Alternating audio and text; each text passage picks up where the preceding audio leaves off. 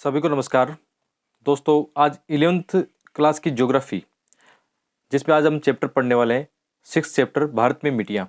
और ये Indian geography का चैप्टर आज लास्ट होने वाला है। इसके बाद में हम पढ़ने वाले हैं 12th क्लास की ज्योग्राफी के कुछ सिलेक्टिव चैप्टर पढ़ने वाले हैं। जैसे उसमें मानव भूगोल है, तो मानव भूगोल को आप पूरा छोड़ सकते हो। 12th क्लास की एक मानव भूगोल की ज्योग्राफी है। पहली बार रीडिंग मारना चाहते हो मार लो, कोई दिक्कत नहीं है। लेकिन जैसा मेरी तैयारी का ये अनुभव कहता है कि उस किताब से उतने क्वेश्चन आते नहीं, तो मैं उसको स्किप कर देता हूँ। लेकिन जो पहली बार पढ़ना चाहता है पढ़ सकते हो, कोई दिक्कत नहीं है। ठीक है। इसके अलावा एक 12th क्लास की एक और एनसीईआरटी है इंडियन ज्योग्राफी की, उसमें जैसे मिनरल एग्रीकल्चर वगैरह है। तो उसमें से 3-4 चैप्टर है जो मेंस के एग्जाम में हमारे लिए इंपॉर्टेंट हो सकते हैं, उन्हीं को हम पढ़ने वाले हैं। तो इस प्रकार हमारी प्री से पहले एनसीईआरटी 11th की और 12th की पूरी हो जाएगी। यानी 6 से लेकर 12 तक पूरी एनसीईआरटी, अपना पूरा सिलेबस एनसीईआरटी का यहाँ से कवर हो जाएगा। इसके बाद में भी आपको थोड़ा अदर प्रयास भी करना पड़ेगा, क्योंकि मेंस के अंदर बहुत सारे अच्छे टॉपिक न्यूज़पेपर से भी आते हैं। और आप चाहो तो मुरनाल सर के यूट्यूब पर वीडियो हैं ज्योग्राफी के, वो आप देख सकते हो। उसके अलावा कोई बुक नहीं पढ़नी है आपको। एनसीईआरटी प्लस मुरनाल सर के जो यूट्यूब पर ज्योग्राफी के वीडियो है उनको देख सकते हो। इसके अलावा आपको कुछ नहीं करना, बाकी न्यूज़पेपर से जो आते हैं वहाँ से आप चीज़ों को कवर कर सकते हो। तो चलिए शुरू करते हैं आज का लेसन, मिट्टियाँ। तो मिट्टियों वाला चैप्टर हमने पहले भी पढ़ा था, जो पहले की एनसीईआरटी पढ़ी है उसमें भी पढ़ा था। तो यहाँ पे भी हम पढ़ने वाले हैं। और यहाँ से यूपीएससी प्री में 1-2 क्वेश्चन तो हर साल आते हैं। एक क्वेश्चन तो पक्का आएगा कि कोई भी एक मिट्टी का वो पूछेगा, उसकी विशेषता पूछ सकता है, या उसके अंदर किस प्रकार के केमिकल्स हैं, ह्यूमस की मात्रा है कि नहीं, इस प्रकार के क्वेश्चन आ सकते हैं। और भारत में वो कहाँ पर है, तो एक क्वेश्चन यहाँ से पक्का प्री में आएगा, इस बार भी आने की पूरी संभावना है। तो इसको ध्यान से पढ़ना, बहुत ही छोटा लेसन होने वाला है। ठीक है। तो सबसे पहले जैसे बात करते हैं भारत में मिट्टियाँ। तो भारत में मिट्टियाँ कितनी प्रकार की है? जलोढ़ मृदा है, काली मृदा है, लाल व पीली मृदा है, लेटराइट मृदा है, शुष्क लवण वन मृदा और पीटमी मृदा। ये इतनी प्रकार की मिट्टियाँ हमारे यहाँ पाई जाती है। सबसे पहले हम जलोढ़ मृदा देखेंगे। जलोढ़ का तात्पर्य क्या है? जलोढ़ का मतलब यह है कि नदियाँ किस प्रकार अपर्दन के माध्यम से, यानी आप जानते हो हिमालय से कई सारी नदियाँ निकलती हैं जो कि पहाड़ियों को काट कर, मिट्टी को काट कर अपर्दन मैदानों में लाके निक्षेपण करती है, यानी जमा करती है। तो उसके आधार पर वहाँ की जो मिट्टी बनती है उसको जलोढ़ मृदा बोलते हैं। इसके अलावा डेल्टाई क्षेत्र जैसे तटीय क्षेत्र है, वहाँ पे भी आप देखना, जैसे गोदावरी है, कृष्णा नदी भी क्या करती है, जलोढ़ मिट्टी लाती है। तो ये भारत में कहाँ कहाँ पाई जाती है? तो उत्तर भारत के मैदानों में पाई जाती है, नदी घाटियों में, डेल्टाई क्षेत्र में। ठीक है। भारत में लगभग यदि माने तो सर्वाधिक मात्रा में या सर्वाधिक भूभाग पर जलोढ़ मृदा पाई जाती है, 40% भाग पर। ये क्वेश्चन आ सकता है कि भारत में सर्वाधिक कौन सी मिट्टी पाई जाती है, इंपॉर्टेंट है। इसके अलावा निक्षेपण मृदा, अभी हमने बात किया कि जलोढ़ मृदा कैसे आती है कि नदियाँ अपने साथ जो अपर्दन बहाकर लाती है, जो भी उनके साथ मलबा होता है, मिट्टी होती है, उनको एक जगह लाके जमा करती है। जैसे आप जानते हो कि प्रतिवर्ष जहाँ पे बाढ़ आती है वहाँ नदियों द्वारा नई मिट्टी भी लाई जाती है। ठीक है। इसका विस्तार कहाँ पे है? इसका विस्तार तो पहले हमने देखा उत्तर भारत के मैदान है, वहाँ पे तो है ही, जहाँ पे गंगा, ब्रह्मपुत्र, यमुना, इनकी जो नदी घाटी है वहाँ पे है। इसके अलावा इसका विस्तार एक सकड़ा गलियारा राजस्थान से होकर गुजरात तक भी जाता है, प्रायद्वीप और पूर्वी तटीय क्षेत्रों तक भी इसका विस्तार है। और यदि हम बात करें तो ये मिट्टी लगभग ब्लोइड दोमट से चिकनी मिट्टी के इसका प्रकार है। ठीक है। और इसमें पोटास की मात्रा और फास्फोरस यदि बात करें, ये इंपॉर्टेंट है। प्री में जो क्वेश्चन आएगा इस प्रकार आएगा कि कोई मिट्टी का क्या करेगा, विशेषता बताएगा कौन सी मिट्टी, जैसे इसमें पोटास की मात्रा अधिक है, ठीक है, लेकिन फास्फोरस की मात्रा कम है। तो ऐसे कुछ क्वेश्चन आ सकते हैं। इसके अलावा गंगा के ऊपरी और मध्यवर्ती मैदानों में मतलब ये मिट्टी पाई जाती है। ये इसके 2 प्रकार हैं। 2 प्रकार कौन कौन से? एक इसका प्रकार है खादर। खादर का मतलब क्या होता है? जहाँ प्रतिवर्ष नदियों के द्वारा नई मिट्टी लाई जाती है। ठीक है। और बांगड़ पुरानी जलोढ़ मृदा की बात करें, जैसे राजस्थान की बात करें तो राजस्थान में पुरानी जलोढ़ मृदा बांगड़ वाले क्षेत्र में पाई जाती है, यानी पुरानी नदी घाटियाँ, जिस समय पुराने समय जो मैदान थे उनको बोलते हैं बांगड़, या बांगर भी बोलते हैं, बांगड़, बांगर। ठीक है। और खादर है जहाँ पर प्रतिवर्ष नई मिट्टी लाई जाती है। और इसके अलावा इसमें कैल्शियम मतलब सग्रंथन यानी कंकड़ भी पाए जाते हैं। ठीक है। ये विशेषता आ सकती है, 3-4 विशेषता ऐसे करके पूछ सकते हैं। इसका रंग होता है हल्के धूसर से लेकर राख धूसर। ठीक है। गहन कृषि यहाँ पे होती है, आप जानते हो उत्तर भारत के मैदानों में काफ़ी पॉपुलेशन भी है, और उनकी भरण पोषण के लिए काफ़ी हमें अच्छी कृषि भी चाहिए, उत्पादन अच्छा चाहिए। तो वहाँ पे कौन सी कृषि होती है? गहन कृषि होती है। ठीक है। इसके अलावा दूसरी मिट्टी सबसे इंपॉर्टेंट है काली मृदा। मोस्ट ऑफ जो क्वेश्चन आते हैं काली मृदा से आते हैं। तो काली मृदा की हम बात करें तो ये भारत में सर्वाधिक कहाँ पे? दक्कन पठार पे। अभी हाल ही में हम जो क्वेश्चन देख रहे थे, सीडीएस के देख रहे थे, सीएफईएफ के जो क्वेश्चन देख रहे थे, एनडीए के देख रहे थे, उनमें ये मिट्टियाँ आई थी। मतलब ये काली मृदा वाला आंसर उसमें क्वेश्चन आया था, और आ सकता है दोबारा यूपीसी में भी रिपीट हो सकता है, कोई इसमें शक नहीं है कि आप आईएएस प्री के हमारे सिलेबस में आता है ये चीज़ें, एनसीईआरटी आती है तो क्वेश्चन आ सकता है यहाँ से। ठीक है। तो काली मिट्टी कहाँ पे पाई जाती है? दक्कन पठारी क्षेत्र, विशेषकर महाराष्ट्र, गुजरात, आंध्र प्रदेश, तमिलनाडु। ठीक है। यहाँ पे पाई जाएगी। उसमें यही ऑप्शन था, महाराष्ट्र, गुजरात, तमिलनाडु। ठीक है। और इसके अलावा गोदावरी कृष्णा घाटियों के मध्य भी पाई जाती है। और इसको रेगुर या रेगर भी बोलते हैं। काली कप वाली, ठीक है, कपास वाली काली मृदा। ऐसा भी आ सकता है, 3 स्टेटमेंट बन जाएंगे कि निम्नलिखित से कौन सी मिट्टी की विशेषताएं हैं कि ये दक्कन पठार पे पाई जाती है, महाराष्ट्र, गुजरात, आंध्र प्रदेश में पाई जाती है। इसे कपास वाली काली मृदा भी कहते हैं, इसे रेगुड़ मिट्टी भी कहते हैं। ऐसे कई प्रकार के स्टेटमेंट बन जाएंगे, ठीक है। इसके अलावा ये मृद में गहरी और अपारगम्य होती है, गीले होने से फूल जाती है और चिपचिपी हो जाती है। इसके अलावा सूखने से क्या होती है, सिकुड़ जाती है। तो ये जो मैदान होते हैं, आप देखना कि कई बार अपने न्यूज़पेपर में देखते हैं, तस्वीरें देखते हैं कि जहाँ पे दक्कन पठार है वहाँ पे कई बार सूखा पड़ता है। तो काली मिट्टी में क्या होता है, ऐसे दरारें पड़ जाएगी, आप देखना, क्रैकिंग सॉइल जिसको बोलते हैं ना, ऐसे मतलब ये काफ़ी इसमें चटकन वगैरह ये सब हो जाती है, दरारें पड़ जाती हैं क्योंकि पानी सूख जाता है, ठीक है, अपने आप टूट जाती है। सवता जुताई वाली भी मिट्टी बोलते हैं इसको, बहुत बार ये क्वेश्चन आया कि निम्नलिखित में से कौन सी मिट्टी जो सवता जुताई के लिए जानी जाती है, ठीक है। तो ये आ जाएगा शुष्क ऋतु में चौड़ी दरारें, सवता जुताई, ये बहुत इंपॉर्टेंट है। अपने आप इसमें क्या होता है, ऐसा लगता है कि जैसे क्या बोलते हैं जिसको, वो प्लाउइंग बोलते हैं, या कि अपने आप जुताई हो जाती है, ठीक है। नमी के धीमे अवशोषण और नमी के क्षय की इस विशेषता के कारण काली मृदा में एक लंबी अवधि तक नमी बनी रहती है, ठीक है। ये इसकी एक बहुत ही विशेषता है कि इसमें नमी काफ़ी लंबे समय तक रहती है, इसलिए यहाँ की जो कृषि है वो भी अच्छी होगी, उत्पादन अच्छा होगा। और फसलों को शुष्क ऋतु में भी क्या है, नमी मिलती रहती है। इसमें क्या पाया जाता है, चूना, लोहा, ठीक है, चूना, लोहा, मैग्नीशिया और एल्यूमिना की मात्रा अच्छी पाई जाती है, यहाँ पे अच्छी पाई जाती है, ठीक है। ये इसकी विशेषता है। पोटास भी इसमें पाया जाता है, लेकिन फास्फोरस, नाइट्रोजन और जैव पदार्थों की इसमें क्या होती है, कमी होती है। ये बहुत इंपॉर्टेंट फैक्ट हो गया यहाँ पे कि इनकी कमी पाई जाती है, ठीक है। आगे बढ़ते हैं। इसके अलावा इसका रंग की बात करें तो इसका रंग कैसा है, ठीक है, इसका रंग है गाढ़े काले और स्लेटी रंग जैसा इसका दिखाई देता है।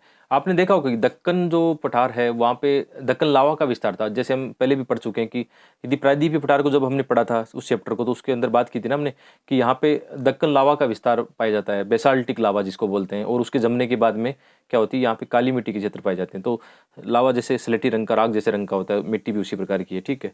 इसके अलावा लाल पीली मृदा बहुत इंपॉर्टेंट है। जैसे लाल मृदा कहाँ पाई जाती है, दक्कन पठार पर, विशेषकर पूर्वी दक्षिणी भाग में पाई जाती है जहाँ कम वर्षा होती है। और इसके अलावा रवदार आग्नेय चट्टानें पाई जाती है, वहाँ पे लाल मिट्टी पाई जाती है, ठीक है।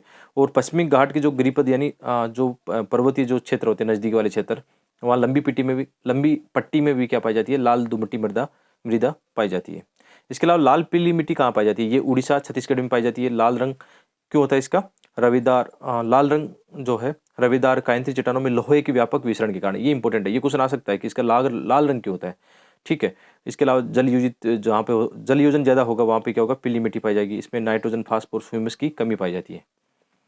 लेटराइट मृदा इंपॉर्टेंट है, ये कहाँ पाई जाती है, लेटराइट ये लेटिन भाषा के लेटर शब्द से बना है, जिसका अर्थ होता है ईंट जैसा, मतलब लिखने वाला ईंट जैसा रंग होता है। ये काफ़ी कठोर होती है, ठीक है, क्योंकि तापमान बहुत ज़्यादा होता है और भारी वर्षा के कारण क्या होता है, तीव्र निक्षालन होता है। जैसे एग्जाम्पल के लिए बात करते हैं, जैसे यहाँ पे धरातल है, तो यहाँ पे जैसे मिट्टी है ऊपर वाली, तो यदि उच्च तापमान हो, भारी वर्षा होगी तो यहाँ पे जो भी इनमें लवण या और चीज़ें होंगी वो क्या हो जाएगी, घुल के नीचे की परतों में चली जाएगी। और ऊपर क्या बचेगा, ऊपर जो जल में घुलेगा नहीं, जो कठोर धातु या खनिज बोल सकते हैं, वो ऊपर रह जाएगा। तो ये कह रहा है यहाँ पर तीव्र निक्षालन होता है, निक्षालन यानी नीचे की ओर, ठीक है। और चूना सिलिका निक्षालित हो जाती है, यानी चूना जो सिलिका होते हैं वो कहाँ चले जाते हैं, नीचे की ओर चले जाते हैं। चूना, सिलिका, लवण, जितने भी लवण या जो भी पानी में घुल सकते हैं, ठीक है। और ऊपर क्या बचता है, लो ऑक्साइड एल्यूमिनियम या एल्यूमिनियम बचता है ऊपर, ठीक है। इसको आयरन तस्त्री भी बोलते हैं, ठीक है, कि ऊपर आयरन तस्त्री बचती है, आयरन तस्त्री ऊपर बचती है। ऐसे क्वेश्चन आ सकते हैं, डायरेक्ट आ सकते हैं, ठीक है। इसी कारण क्या होता है, ये कठोर होती है काफ़ी, इसके फिर तापमान ज़्यादा होगा, यहाँ पर तापमान ज़्यादा होगा तो क्या होगा, ऊपर जो भी मिट्टी होगी वो क्या जाएगी, सूख जाएगी, बहुत ज़्यादा सूख जाएगी, कठोर हो जाएगी, ठीक है। तो उसका रंग ईंट जैसा या ईंट जैसी कठोर हो जाएगी। तो इसमें क्या होगा, जीवाणु ह्यूमस की मात्रा को नष्ट कर देते हैं। यहाँ पे जीवाणु बहुत ज़्यादा है, क्योंकि जल अच्छा है, तापमान भी अच्छा है, तो ग्रो ज़्यादा करेंगे जीवाणु, तो ह्यूमस की मात्रा को नष्ट कर देते हैं। जैव पदार्थ, नाइट्रोजन, फास्फेट और कैल्शियम की इसमें कमी पाई जाती है। ये क्वेश्चन जो बनेगा ना, ये केमिकल वाला जरूर बनेगा इनमें क्वेश्चन, कि किस मिट्टी में किस प्रकार के खनिज या केमिकल्स पाए जाते हैं। इसके अलावा यदि हम बात करें लो ऑक्साइड और पोटास की, इसमें अधिकता पाई जाती है। लो ऑक्साइड तो अपने आप ज़्यादा होगा क्योंकि लोह एल्यूमिनियम का बना है यहाँ पे मिट्टी जो है, और पोटास की मात्रा भी यहाँ पे पाई जाती है। कृषि के लिए पर्याप्त उपजाऊ नहीं है, क्योंकि क्या नहीं है, ह्यूमस की मात्रा कम है। लेकिन फिर भी यहाँ पे तमिलनाडु, आंध्र प्रदेश में काजू की कृषि या खेती या वृक्ष यहाँ पे लगाए जाते हैं। इंपॉर्टेंट चीज़ है कि काजू किस मिट्टी में होता है, तो लेटराइट मिट्टी में होता है। ठीक है। इसके अलावा कर्नाटक, उड़ीसा, एमपी के अंदर भी कई प्रकार की और फसलें यहाँ पे उगाई जाती है। शुष्क मृदाओं की बात करें, ये क्वेश्चन भी मैंने हाल ही में जो सीडीएस के क्वेश्चन में आपको करा रहा था, एनडीए सीडीएस, उसमें देखा था शुष्क मिट्टी भारत में कहाँ पाई जाती है। तो ये शुष्क मिट्टी जो होती है बलुई और लवणीय प्रकार की मिट्टी होती है। इसमें नमक की मात्रा काफ़ी ज़्यादा होती है। कई जगह आपने देखा, राजस्थान में विशेषकर ऐसा होता है कि मिट्टी के अंदर जब जैसे वर्षा आती है तो पानी इकट्ठा होता है। पानी के बाद में क्या होता है, यहाँ पे क्यारियाँ बना के जल का वाष्पीकरण करके नमक भी प्राप्त किया जाता है। राजस्थान में डीड बना, सांबर, मतलब एक तरह से शुष्क मृदा वाले क्षेत्र ही हैं। ठीक है। तो इसमें नमी और ह्यूमस की मात्रा कम होती है। ठीक है। और नीचे की ओर चूने की मात्रा में वृद्धि होती है। कंकड़ों की परतें, जैसे ये मिट्टी है तो शुष्क मिट्टी में क्या होता है, नीचे की ओर एक लेयर जो बनती है वो बनती है कंकड़ों की परतें, और यहाँ पे कठोर हो जाएगा। इसलिए यहाँ पे सिंचाई करके अच्छा काम किया जाता है कि जैसे हम लोग क्या करते हैं, जहाँ पे रहते हैं वहाँ पे भी इस प्रकार की मिट्टी पाई जाती है, तो हम फुहारों से इनसे सिंचाई करते हैं। तो ये अच्छी बात है कि नीचे जो होता है जल रिसाव नहीं हो पाएगा और सिंचाई के लिए लाभदायक हो जाएगा। ठीक है। विशेषकर पश्चिमी राजस्थान में ये मिट्टी पाई जाती है। हम कह सकते हैं जहाँ पर मैं रहता हूँ, मैं राजस्थान के सीकर जिले में रहता हूँ, शेखावटी प्रदेश इसको बोलते हैं। अरावली के पश्चिम से एक तरह से हम कह सकते हैं डेजर्ट शुरू हो जाता है, तो पश्चिमी राजस्थान शुरू होता है, वहाँ पे इस प्रकार की मिट्टी पाई जाती है। पुराने बांगड़ क्षेत्र भी है, क्योंकि पुराने समय में नदियों के द्वारा लाई गई जो मिट्टी जमा की गई यहाँ पे, तो बांगड़ प्रदेश भी इसको बोलते हैं। ठीक है। इसके अलावा ह्यूमस व जैव पदार्थ की मात्रा इसमें कम होती है, इसलिए मिट्टी उतनी उपजाऊ नहीं होती, लेकिन फिर भी हम सिंचाई करके इसको उपजाऊ बना सकते हैं। इसके अलावा लवणीय मृदाएं कहाँ पाई जाती है, ये मृदा भी मतलब उतनी प्रोडक्टिविटी इनमें नहीं होती है। इसमें सोडियम, पोटेशियम, मैग्नीशियम की अनुपात अधिक पाया जाता है। इसमें वनस्पति अभाव पाया जाता है, क्योंकि उतना ज़्यादा इसमें ग्रोइंग का वो होता नहीं है, क्या बोलते हैं, दशाएं जो बोलते हैं, उतनी नहीं होती, मिट्टी भी उतनी उपजाऊ नहीं होती है। और इसमें नाइट्रोजन और चूने की क्या होती है, कमी होती है, चूने की कमी। और पश्चिमी गुजरात, पूर्वी तट, पश्चिम बंगाल के सुंदरवन, कचरन गुजरात के इस क्षेत्र में पाई जाती है, और पश्चिम बंगाल के सुंदरवन में भी ये मिट्टी पाई जाती है। ठीक है। और यदि हम बात करें शुष्क जलवायु की, तो यहाँ पे विशेषकर जहाँ पे शुष्क जलवायु है, जैसे लवणीय मृदा की बात करें, लवणीय मृदा विशेषकर जैसे अपन इंडिया के मैप में देखें, जैसे ये गुजरात है, ठीक है, यहाँ पे ये इंडिया का मैप है, ठीक है। तो यहाँ से जैसे जो अरब सागर से हवाएं चलती है ना, वो नमक को उड़ा कर ले जाती है, तो इस रीजन में भी मतलब क्या होता है, नमक की परतें भी जाती है, और फिर क्या होता है, वर्षा के अंदर क्या होगा, नमक इनमें घुल जाएगा। ठीक है। दलदली क्षेत्र एक तरह से बनता है, कच्छ, खरन इधर, तो ऐसे एग्जाम्पल इसमें पाए जाते हैं। इसके अलावा यदि हम बात करें तो ये मिट्टी और कहाँ पाई जाती है, लवणीय मिट्टी के और एग्जाम्पल कहाँ पे, पंजाब, हरियाणा, हरित क्रांति जो प्रदेश है वहाँ पे ऐसी घटनाएं देखी गई है कि अत्यधिक सिंचाई के कारण क्या हुआ, वहाँ पे केशिका क्रिया हो गई। केशिका क्रिया मतलब ऊपर की ओर परतों में क्या होता है, लवण जमा होने लगता है। केशिका क्रिया निक्षालन की उल्टी हो गई ना, और नमक ऊपरी परतों में जमा होता रहता है। इसका समाधान क्या है, ये क्वेश्चन आ सकता है। इसका समाधान है जिप्सम का। यानी लवणीय मिट्टी का उपचार करना हो, उसको सही करना हो, तो उसमें क्या कर सकते हैं, हम जिप्सम का छिड़काव कर सकते हैं। ठीक है। ये एक अच्छा सॉल्यूशन है इसका। ये क्वेश्चन शायद पहले आ चुका है ऐसा, कि यदि लवणीय मिट्टी में उपचार करना हो तो क्या करना होगा। ठीक है। इसके अलावा पीट में मृदा, यानी दलदली जो मिट्टी है, भारी वर्षा, उच्च आर्द्रता वाले क्षेत्रों में यहाँ पे वनस्पति अच्छी ग्रो करती है। मृत जो सड़े गले पदार्थ हैं, ठीक है, वो भी यहाँ पे काफ़ी बड़ी मात्रा में पाए जाते हैं। ह्यूमस ज़्यादा होगा, गाढ़े व काले रंग की मिट्टी होगी, इसमें सारी प्रकार की मिट्टी कह सकते हैं इसको। ये उत्तरी बिहार, उत्तरांचल के दक्षिणी भाग, पश्चिम बंगाल के तटीय क्षेत्र, कुल मिला के वहीं जहाँ पे कच्छ, वनस्पति, मैग्रोव आसपास, वहाँ पे ज़्यादा इस प्रकार की मिट्टी पाई जाएगी। वन मृदा कहाँ पाई जाएगी, वनस्पति और पहाड़ी क्षेत्रों में, हिमालय में जैसे जहाँ पे बर्फीला क्षेत्र है वहाँ पे इस प्रकार की मिट्टी पाई जाएगी, अम्लीय और कम ह्यूमस वाली मिट्टी। ठीक है। तो ये भारत की प्रमुख रूप से ये मिट्टियों के प्रकार थे। मैंने सारी डिटेल इसमें डाल दी है, एक बार आप रीडिंग मारोगे आपको समझ में आ जाएगा। बाकी मैं बार बार कहता हूँ कि यार एनसीईआरटी आप खुद भी 2-3 बार पढ़ना। यहाँ पे इस मैप को देखना यार, मैप यदि आपने सही से सीख लिया ना, तो मैप से आपका अच्छा खासा काम बन जाएगा। और विशेषकर यदि मेंस के एग्जाम में कोई क्वेश्चन आ गया तो आपको बिना मैप के तो काम चलाना नहीं है। यदि आपको औरों से 1 नंबर एक्स्ट्रा लेना है तो मैपिंग करना यार, मैं बार बार बोलता हूँ मैपिंग करना, और मैप करना बहुत आसान होता है, मैंने कितनी बार आपको सिखाया अपने लेसन में। ठीक है। जैसे हम बात करें भारत में सर्वाधिक मिट्टी कौन सी पाई जाती है, जलोढ़ मृदा। तो जलोढ़ मृदा का क्षेत्र ये देखो, यहाँ से इस रीजन में फैला हुआ है। ठीक है। यहाँ पे देखो कितना कहने का क्या मतलब, जहाँ पर ये गंगा नदी, ब्रह्मपुत्र घाटियाँ जो है यहाँ पे हो गया, बीच में एक गलियारा राजस्थान से होकर जाता है। ठीक है। यहाँ दक्षिण गुजरात तक जाता है। ठीक है। इसके अलावा तटीय क्षेत्रों में भी देखो जलोढ़ मृदा यहाँ पे पाई जाती है।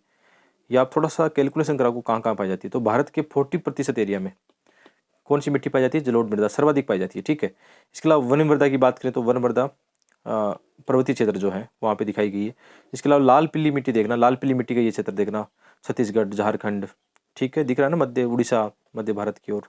ठीक है। काली मिट्टी का क्षेत्र बहुत इंपॉर्टेंट है। काली मिट्टी का क्षेत्र देखो, जहाँ पे दक्कन का लावा जो दक्कन का लावा फैला हुआ, वहाँ काली मिट्टी का क्षेत्र है। और यहाँ पे सर्वाधिक कौन सी कृषि होती है? कपास की कृषि इस क्षेत्र में होती है। और सर्वाधिक किसान भी आत्महत्या इस रीजन में करते हैं। उसके बहुत सारे कारण हैं, ये काली मिट्टी उसका कारण नहीं है, कारण तो और भी है। कपास की खेती, लेकिन ये कि मोनोकल्चर वहाँ पे होता है, वर्षा होती नहीं है, तो कृषि फेलियर के कारण भी किसान आत्महत्या करते हैं, ऋण जाल में फंस जाते हैं, तो ये कारण है। तो ये थोड़ा लॉजिकल चीज़ों को इनको देखोगे ना, तो आपको चीज़ें याद होने लग जाएगी। रट्टा नहीं मारना है। वन मृदा हमने देख ली, जलोढ़ मृदा देख ली, लाल पिट्टी देख ली, लाल पीली मृदा देख ली, काली मिट्टी वाला रीजन हो गया यहाँ पे, ठीक है। इसके लिए लेटराइट मृदा देखना है। यहाँ पे लेटराइट मृदा का एक क्षेत्र तो देखो यहाँ पे दिखाई दे रहा है। बाकी बीच बीच में जहाँ पे ऐसे मतलब गुण मिलते हैं जो पहले हमने पढ़े हैं, वैसे मिट्टी पाई जाती है। इसके अलावा शुष्क मृदा देखो, यहाँ पे देखो शुष्क मिट्टी, ये वाला रीजन है। तो ये राजस्थान का पश्चिमी राजस्थान वाला एरिया हो गया जहाँ पे शुष्क मृदा पाई जाती है विशेषकर, ठीक है। और भी पाई जा सकती है, ठीक है। तो इस प्रकार ये छोटा सा लेसन था, हमने इसको अच्छे से नोट्स के साथ में पढ़ने की कोशिश की है। और आज मैंने एक नई तरीके से पढ़ाने की कोशिश की है। रोज़ मैं क्या करता था, कोई भी PDF लेके थोड़ा स्क्रीन रिकॉर्ड कर रहा था। आज मैं अपने जो टेबलेट है, ठीक है, इसी में लेसन पढ़ाने की कोशिश की है। एक नया तरीका अपना रहा हूँ। कुछ इनोवेशन करते चलते हैं, कुछ फ़ायदा मिलता है देखते हैं, ठीक है। तो इसी प्रकार लेसन और लाते रहेंगे। ये PDF आपको कहाँ मिलेगी? हमारे Telegram channel study IAS with Dharmendra जाकर, जिसका लिंक इस वीडियो के डिस्क्रिप्शन में आपको मिल जाएगा। तो आप सभी का दिन शुभ रहे। बहुत बहुत धन्यवाद।